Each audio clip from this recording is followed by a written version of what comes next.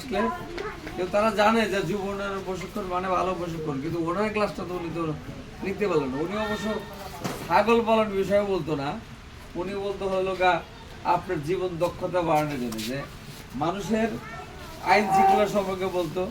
হ্যাঁ, ইফটিজিং সেই বিষয়ে আমি ইউনুস স্যারের ক্লাসের ব্যাপারে আমি কিছু কথা বলবো।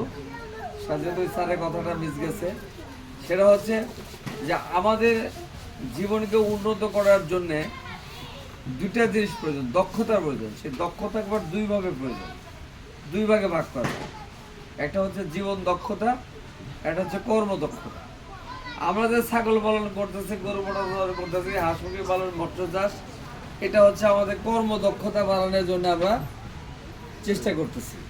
আমরা লেখাপড়া করছি, অনেকে চাকরি করি না, অনেকে চাকরি পছন্দ করি না, বা ব্যবসা করব, এটাও জীবন দক্ষতা, সরি কর্মদক্ষতা। কারণ ব্যবসা না শিখে কিন্তু ব্যবসা করা যাবে না।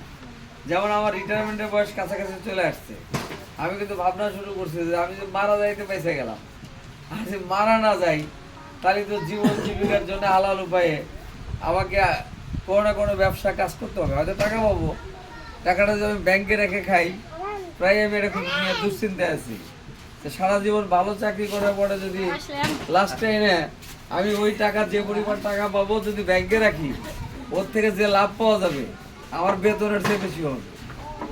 ঠিক আছে, কিন্তু কি হবে, সারা জীবনে যে হালাল রুজি করলাম, পরে মৃত্যুর আগে যদি আমি হারাম রুজি খেয়ে যাই, এটার জন্য আমার জন্য ভালো হবে? হবে না। তাহলে কি করতে হবে?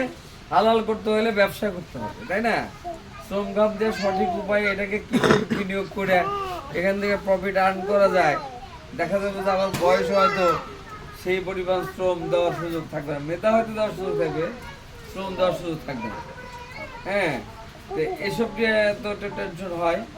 আর যদি ভালোই ভালোই চলে গেলাম তাহলে তো বেঁচে গেলাম। আর পৃথিবীতে তো বেঁচে থাকা যায় না। মানুষ কত বছর বাঁচে? 50 বছর, 60 বছর, 70